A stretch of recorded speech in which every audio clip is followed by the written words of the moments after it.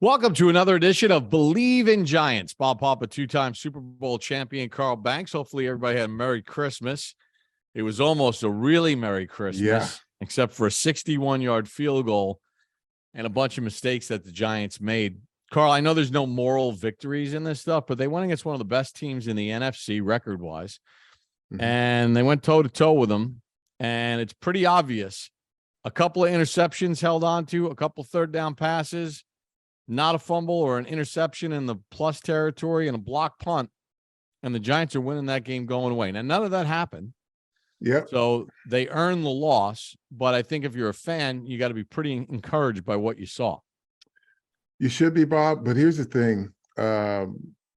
As players, that's called the toe stubbing, the kick yourself in the ass moments where you're playing against a team, you have pretty good game plan. I think they always present their opponents, with the exception of a couple this year, they've always presented themselves, their opponents, with a great plan.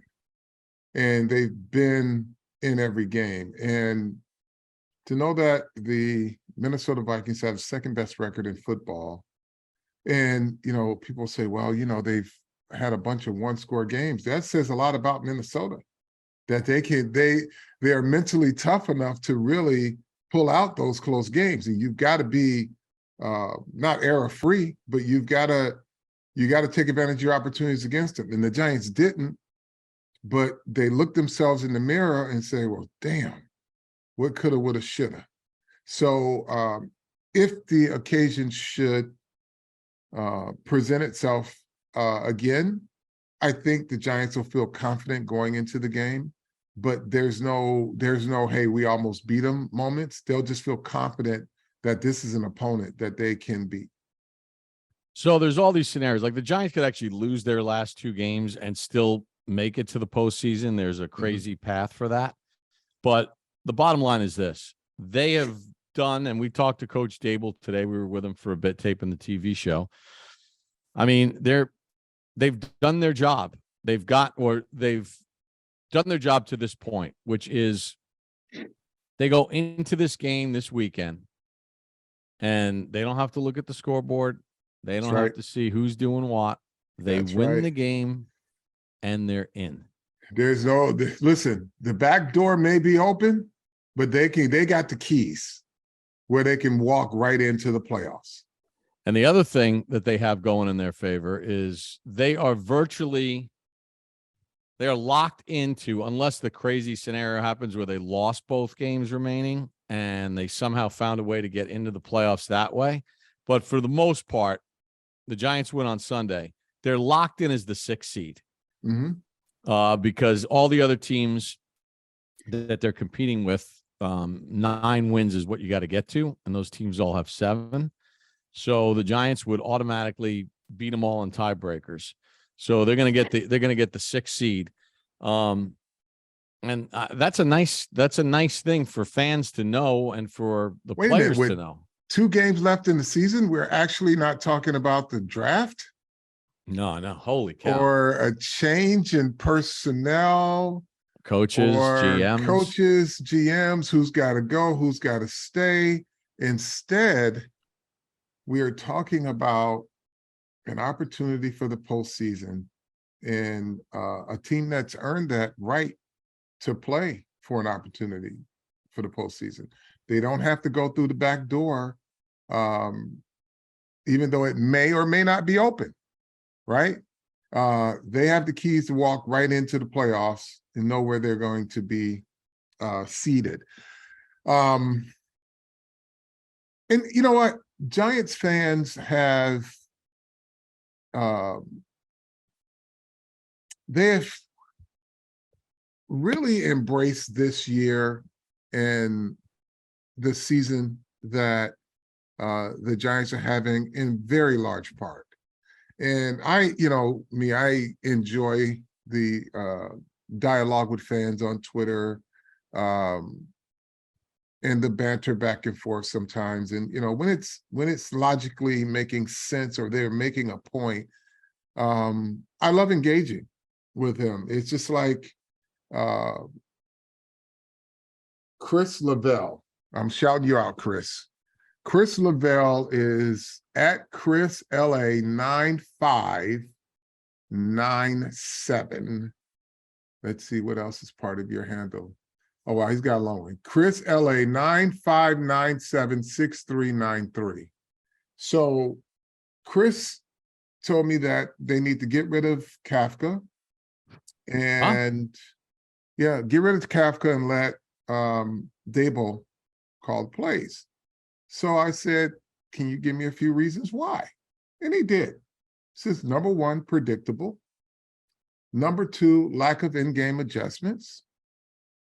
Number three, gives up strategy when it doesn't work right. I think 2 and 3 are kind of oxymorons, because if you lack in-game adjustments and you give up strategy when it doesn't work right, that means you're making an adjustment. 4, does not stretch the field enough. Okay, there's some merit to what you're saying. Seems to have no faith in his receivers. I know our receivers are hurt, but got to take chances, and he never plays 4 wide receivers. So we'll get into the Carfax of number 5 later, but like predictable, Bob. Like, I think the mark of this offense thus far has been Wildcat, some RPO, some rollout passes. They haven't just lined up and slammed Saquon Barkley into the line of scrimmage. So no, they've used a bunch of different people to run on jet sweeps and stuff like that. Yeah, and the thing is also, Chris, they have limited personnel, but they move those personnel people around. And you've heard Coach Dable say it. Hey, we put some receivers in that are doing some things that they haven't done, so that they are not predictable, knowing that certain guys have certain skill sets. So I'm not I'll so give you sure. a good example. In the game, Kenny Golladay ran a route out of the slot that cleared a nice opening in the middle of the field. Now, I think Jones, the protection broke down, so he wasn't able to get to the guy that was open. I think it was Slayton, but they had a nice combo there. Yeah. But the protection didn't hold up. And then you had another one when Daniel Jones did hit the sideline, where Golladay was in the slot, ran a post. It should have been a pass interference if it wasn't a completion, because he literally got pulled down from behind. It looked like he was tripped up, but his jersey, the defender pulled his jersey. So they are not as predictable as you think. And maybe there are some things that you see. You say, well, you see they run this all the time, this formation, but I'm assuming that if you really spend some time watching how they put this thing together on a week-to-week basis, no two things stay the same from week to week. They're pretty conscious of that, because they don't have the weaponry or a guy that can just go beat you down the field. So lack of adjustments is another one that, if you watch how the Giants played from first half to second half, and we've made note of it on the air during our broadcast, Bob, where it seems like they're just probing to see what would work. And then the second half, you see the offense start to open up with some of the things that they saw that they could have some success with. Yeah, I mean, going into the weekend, the Giants were tied with Denver, Atlanta. There's two other teams for having been in the most one-possession games in the NFL. Now, we know Minnesota has 11 one-possession wins, which is a new NFL record. But the Giants had 11 one-possession games. Now they have 12 one-possession games, and they might now have solo the most in the NFL. When you think about the revolving door at the left guard spot, the amount of different offensive line combinations they've had to use, the injury to Evan Neal, losing Sterling Shepard, losing Wan'Dale Robinson, that's all they do is make adjustments. They've had to make adjustments all season because they don't have Daniel Jones doesn't have the luxury to just drop back and, whether Justin Jefferson's covered or not, throw it to a Justin Jefferson. Right. And by the way, they had 2 pass plays in this game of over 30 yards. I mean, and Darius Slayton. That's for the crowd last week who said, "Oh, give me a break. He threw for 150 yards. He's a dink and dunker." And all of a sudden, goalpost moves after he throws a couple, he drives a few down the field. This is not as it relates to you, Chris Lavelle, because that wasn't your thing, but it's filled my timeline now. But they make adjustments. And they also make adjustments based on how players are playing. Like when you look at from week to week, what we've seen for the wide receiver position, and you've got a guy who was a free agent pickup or a waiver pickup for Buffalo, who you're starting to see his profile grow larger and larger within this offense, right? Isaiah Hodgins. Yeah. Darius Slayton. And listen, I will say this. They should have more faith in their wide receivers, and that's growing. But I don't think it's a lack of faith in wide receivers because, man, I saw Darius Slayton just abuse Patrick Peterson. And Daniel Jones ended up out of the pocket, scrambling. I think he scrambled for the first down on one. He threw another one for a first down, but they had like a chunk play. But I think it's not a matter of trust with the receivers. It's a matter of trust with the offensive line. No doubt. Like and look, folks, if you think you can do this, just go in your backyard and put anything, a big pool at the end of the fence, and let somebody hit you in the back of the head with a balloon baseball bat, but just some pop, and then you drop back, and you keep getting hit.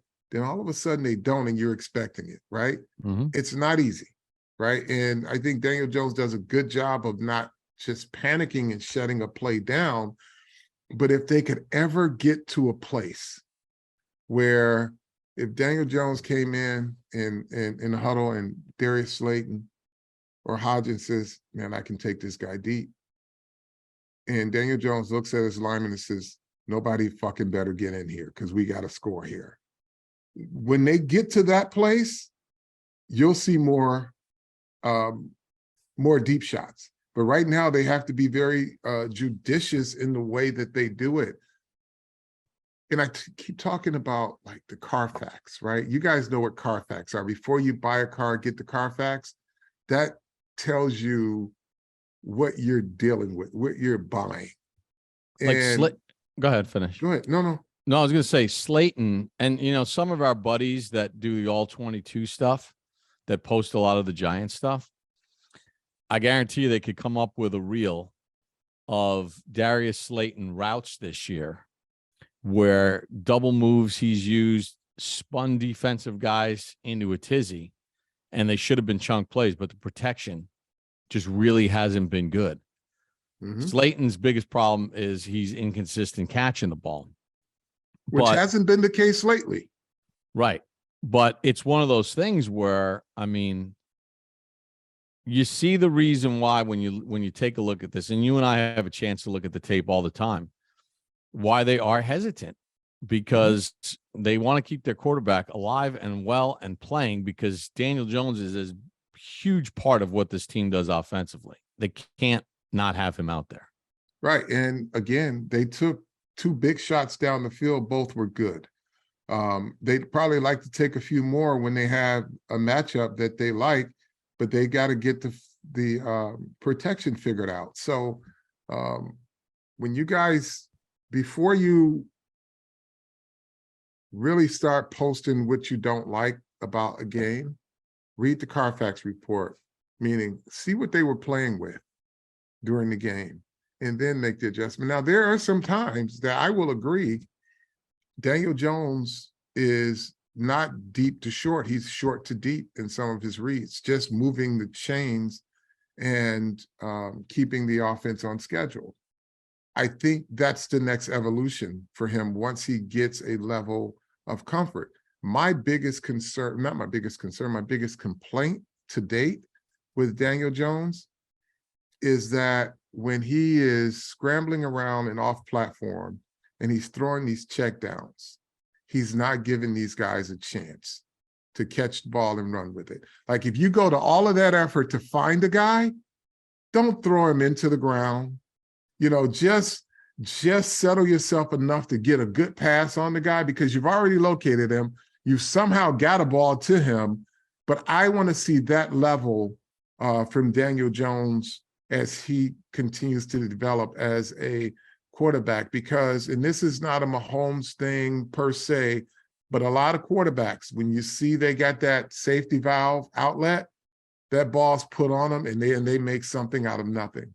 With Daniel Jones puts it on them or not put it on them, they crumble or stumble to the ground and it's maybe a 1 or 2 yard or back to a line of scrimmage play. All right, there's that 4th down play against the Cowboys. I mean, Saquon should have caught it in Dallas on Thanksgiving, but if Jones makes a better ball to him, you know, the rest, as they say, is history. So it's speaking exactly to your point. Yeah, like keep your plays alive when you have skill position players. And I see, you know, some of Saquon in the open field, and then I see Saquon in the open field that catches a ball that doesn't even give him a chance to get started, right? That is the next phase for Daniel Jones. Which they hit him on one of those on Saturday where they got him set right another guy down. Yeah, set another guy down. And that's where you have to be like when you're off platform or you're scrambling around and you see a guy, don't flail it. Just give yourself enough of a beat to get it to him where he can really do something with it. Don't get it to him so he can stumble or crumble to the ground. Just that's my complaint right now with Daniel Jones. And if that's the only thing I got, I'm seeing a lot of growth from him.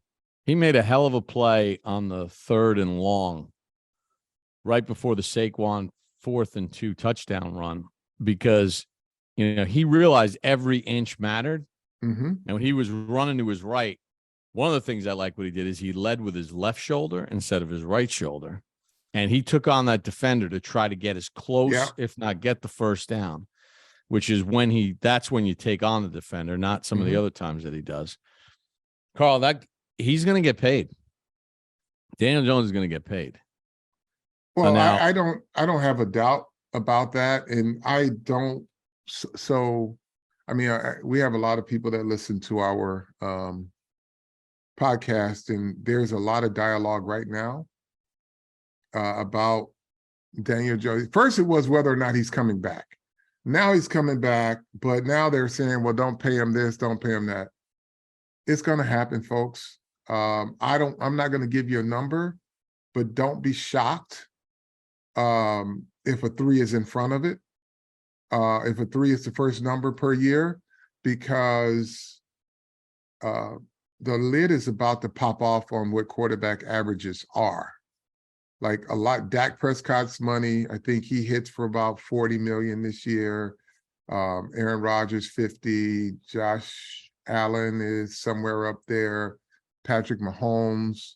So there are a lot of quarterbacks that their numbers are hitting this year that's going to drive the salaries up, the average salaries up, as well as the increase in the salary cap. I mean, they just got $2 billion, I believe, from YouTube. Yeah. So that's $1 billion of that, or $1.1 billion of that goes to the players. So they split that over 32 teams. And in addition to what they already have in cap space or what they can create. Yeah, and I'll tell you what. And I, on my Twitter timeline, I was, fans on BBI and the chat rooms and all that other stuff. I'd keep Jones on a team-friendly deal for a couple of years, and they can continue to evaluate him. Here's the problem. All it takes is one other team. Yeah. Now, we watch it with a critical eye, and you as a great player can look at it a certain way. The intelligent media guys out there that do the film stuff, they're looking at it. And then everybody else is looking at it from anywhere from 30,000 to 40,000 feet. Mm-hmm. But the team personnel people around the league are looking at it from the inside, knowing what concepts and what plays are being, what the quarterback's being asked to do. Not only the Giants, but other teams when they look at it. Sure. And when you look at the quarterback situation, what's going on with the Jets? What happens if Mike White doesn't play well this week? Right, because the Jet fans are clamoring for Mike White now, and he's been cleared, and he's going to start because Zach Wilson's been a train wreck. You don't think that the Jets, with the team that they have, wouldn't at least kick the tires to find out what the cost is going to be for Daniel Jones, because he's better than any quarterback they got? You don't think the Indianapolis Colts, after going with all these older guys, Phillip Rivers, and now they got Nick Foles playing, they have Matt Ryan there. Yeah. You don't think they're going to be kicking it? You don't think that the Houston Texans aren't going to be sniffing around? And that's just to name a couple right off the top of my head. The New Orleans Saints, they ain't going to keep riding with Andy Dalton. And who knows about Jameis Winston, what they're thinking there. Well, if Jameis Winston was their guy, he'd be playing again.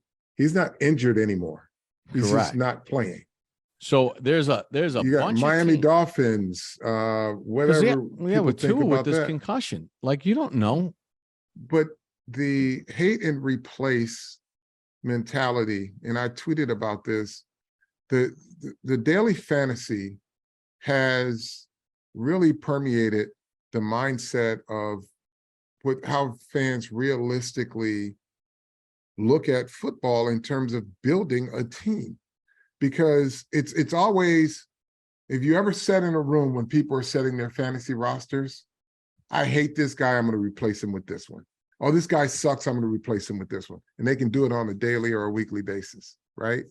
You can't hate and replace with the guy of your choice in real life football. But all you hear is get rid of them. What are you going to replace them with? And it was Exhibit A, there was a guy who talked about letting Lamar Jackson go, taking the rookie, I think it's the kid from Florida, because he can run and he can do everything Lamar Jackson does. That doesn't assure you that he can or will. And then and here's the logic behind it, because now you get another quarterback on a rookie deal. Good luck. Lamar Jackson saved everybody's bacon in Baltimore, and he continues to save everybody's bacon in Baltimore. So yeah, let him walk, because he's going to get his money somewhere too. Right. Listen, Lamar Jackson walks. If I'm the Arizona Cardinals, I pick him up right away. I don't know what Kyler Murray's doing for the next 2 years, and by that time he may be wanting to play baseball. But if you think the hate and replace methodology works in real-time football, get rid of a guy like Lamar Jackson, get a kid from college because you think they have a similar skill set. There is no skill set like Lamar Jackson.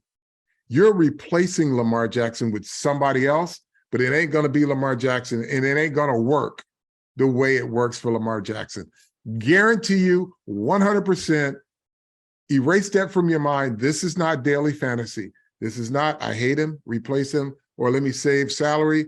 I don't have to pay him $50 million. I'm going to pay this kid $2 million for the next 4 years, and I'm going to save money. No, you're not. You're going to lose your job is what you're going to do. Right. And listen, the draft is, I mean, look, the Baker Mayfield, Sam Darnold, Zach Wilson right now, and we could go through. There's no guarantees in any of this stuff.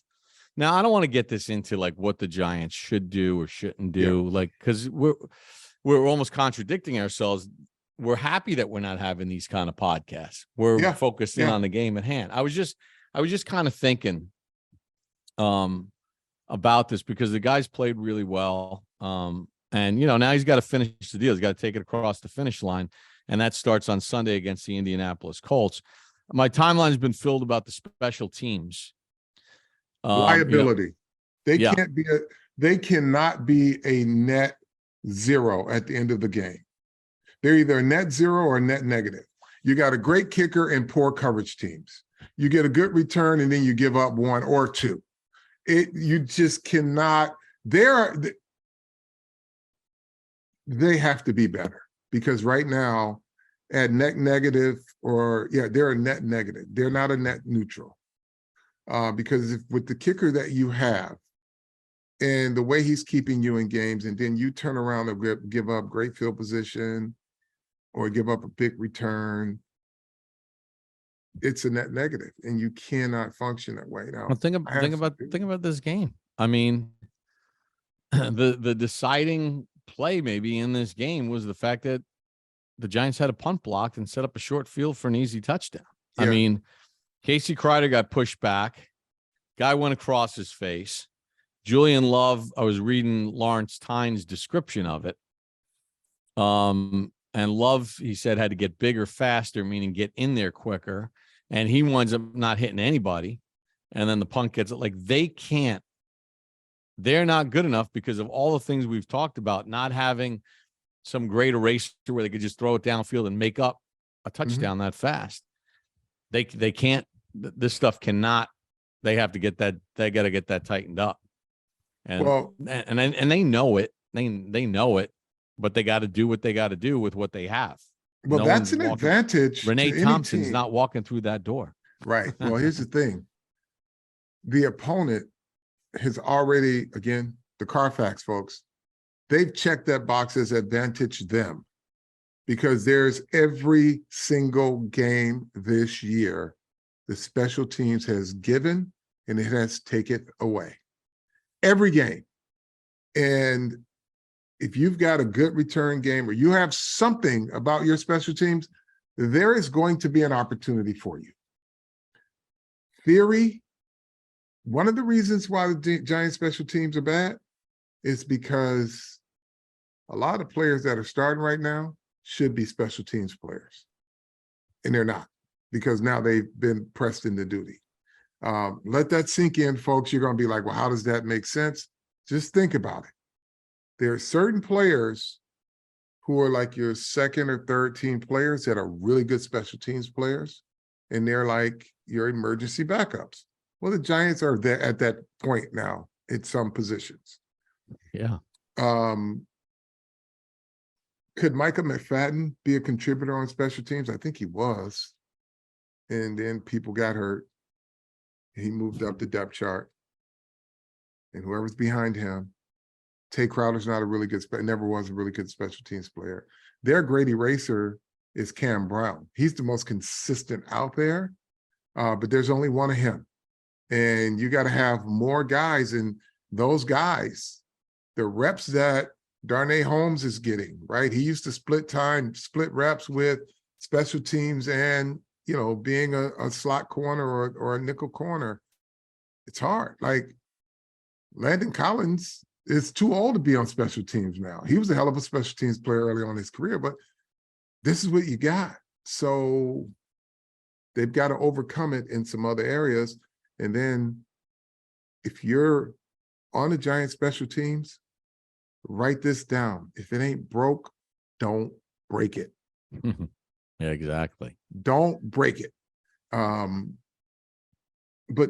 you know, and then there's some screaming at what was Wink calling at the end of the game. He was calling plays that he thought that could fucking work. Like, folks, it was in this game against Minnesota at the end of the game. It wasn't about how many people you could put in coverage. It was about how fast you could get the ball out of Kirk Cousins' hands and limit the type of route that they could call in the face of a blitz. That's the one beautiful thing about Wink. And I said it earlier this year. It's going to be feast or famine sometimes, depending on what he has as defensive backs. But he is not going to allow you as a quarterback to survey the field in crucial moments. You know he's coming. He knows you know he's coming.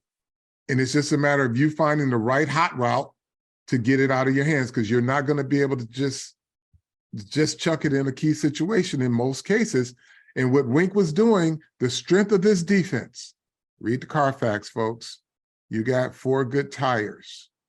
Engine ain't great, but you got 4 good tires, so you're going to send as many people as you can to the side of Justin Jefferson and see if that ball can get out of the quarterback's hand and just hope your guys can make a tackle. That's what Wink does. There ain't no coverage scheme, number one, for Justin Jefferson. I don't know if you guys saw some of the catches he made. He can win. Yeah, and if you let Cousins sit back there, Justin Jefferson can run past everybody. Mm-hmm. And the last thing you want to do is get beaten for a 65-yard touchdown. Just rally to the ball. Thibodeaux, I'm sure when he goes back and he looks at the tape, just like he learned from what happened to him in the preseason when he got hurt, he's going to learn what happened in that situation because he was on the outside. He just got washed away. Yep. But at the end of the day, they still made the tackle based on their calculations of what the range was for the field goal kicker. And trust me, 61 tackling the guy for to set up a 61-yard field goal was well within the parameters of how much yardage they could give up and still have a chance to get to overtime. And that wasn't a chip shot. The guy, listen, he had missed 5 of 7 from 50 or more yards this year. So they get the guy to the ground, they get up there, they spike it, and then he kicks a 61-yarder. It's like, all right, come on. Yeah, and I know you made a point with Coach Weiss this morning, and this won't play out this year or next year with the Giant defense, but a more mature defense, you say, listen, if you can we're going to keep everything in front of us, and if he keeps running, let him run. We make a tackle, clocks run out. They can't get up to the line of scrimmage to spike it to get a field goal. But that's not going to happen this year or next year because they don't have a maturity from a personnel standpoint. So they have to go with what they know. Yeah, plus it's Justin Jefferson. Like he might make one dude miss and then he's gone. And he's off to the races, yeah. And then you lose on a touchdown. So, hey, fans, BetOnline remains your number one source for all your sports betting this season. Everything from NFL and Pro Bowl to esports. You can always find the latest odds, matchup info, player news, game trends. BetOnline featuring live betting, free contests, live scores for almost every sport. Fastest, easiest way to bet on your favorite leagues and events. Head to betonline.ag to join and receive a 50% welcome bonus with your first deposit. Use the promo code Bleav, BLEAV, to receive your rewards. BetOnline, where the game starts. Can I just take you in one more direction here? Sure. Evan Neal. He's really struggling. Okay. I know he worked really hard to get back from his knee injury. I know he got nicked up in the Philadelphia game. They're trying to help him out. Getting the tight end over there. They're having the back chip, whatever. He's struggling. They don't have anyone better on the roster right now, in their opinion, to put in there at closer to 100% than they believe he is. Just remember the Andrew Thomas rookie season where he struggled at times. You got to deal with it. You got to deal with it. He's got an unbelievably good offensive line coach. The kid will get it figured out. They'll get it figured out. Well, I think right now, Bob, he's laboring. Lower body, something's going on. We know he had the knee, but our producer John Schmelk sent a video to us and said hump move by someone from the Vikings. I'm like, no, it was a clumsy spin. The guy was shocked that it even worked because Neal, he led with his hands and his feet couldn't follow. He was just hoping he could get enough of the guy where he could, just push him, and the guy just spun and Evan just flew off his feet, right? The guy didn't even have that much leverage in terms of hooking him or anything. He just spun, and as he spun, Evan went flying. So he's laboring. He's, trying to do one thing from a technique perspective, right, is try to get his hand placement on a guy, and his just feet ain't following. And it's not because he doesn't know better. I just think, at least during the Vikings game, later in the game, there was something going on with his lower extremities where he just could not move the way he wanted to move, especially laterally. Yeah, because before he hurt his knee, he was starting to play better, and you're getting excited about it. So, I mean, our timeline gets friends are texting during the game, like, can somebody please help him? And what they're trying. They know what his injury is outside of the knee or what's causing him to label. His technique before he got hurt was showing improvement and all that other stuff. They're just trying to get to the finish line here and lock up a playoff spot. Yeah, and you know what? If they can win this week, guess who's not playing in the last game of the regular season? Evan Neal. None of them. They're going to heal him up. And the thing is also, Chris Lavelle, it's to your point. That's why they can't do certain things, because in a football game, other things have to go right before you see the end result. And for this offense, it's got to be the offensive line. They've got to be able to hold up. And there hasn't been a game where they didn't see internal pressure from that internal three. Teams have put a bullseye on center and both guards, and they're going to just keep coming and coming and coming. That's why Daniel Jones can't even step up. Like, if they could hold up and he could step up, you could see more stuff down the field. You can't see anything down the field is because he's actually squirting out the side somewhere because he can't step up. So when you say they don't trust the receivers or they don't stretch the field enough, there's a reason why. And if you look at the play and you see, well, quarterback can't step up, or maybe he could have and he missed it, and that's fair. But most often, they're attacking the interior of the Giants' offensive line, and that's why they can't stretch the field a lot. And we'll get into it in our preview podcast of the Colts, but, they're going to have to deal with DeForest Buckner, who is a one-man wrecking crew, just like Fletcher Cox is, and teams have just like the Giants have Dexter Lawrence. I mean, it's a premium position because the better quarterbacks can deal with the edge rushers. If they got that pocket to step, they can recreate the pocket. They can move the pocket while remaining in the pocket. But when you're getting up front, now your quarterback's on the run, and now guess what? Checkdowns become more likely. Yeah, because the reads are off. Right. The reads are off. Once you hit that back foot hits and they're stepping into you, you got to move, and now all the timing of your offensive plays are shot. But they figure it out. They've made adjustments. They continue to do that. And it's fun watching it.